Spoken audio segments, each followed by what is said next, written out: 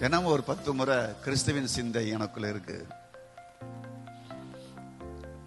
Divert ஆகி போகும்பொழுது, விலகி போகும்பொழுது, தடுமாறும் பொழுது கிறிஸ்துவின் சிந்தை எனக்குள் இருக்கிறது.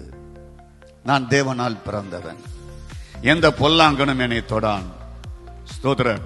நான் தேவனால் பிறந்தவன், தேவனால் பிறந்தவன் பாவம் செய்யான்.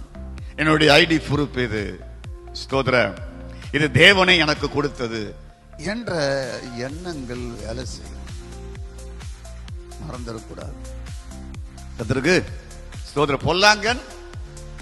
பொல்லாங்கன் தொட முடியாது. வசனத்தை 1 யோவான் 5:18 லைஃப்ல மறக்க கூடாது. பொல்லாங்கன் என்னை தொட முடியாது. ஏன்? நான் தேவனால் பிறந்தவன்.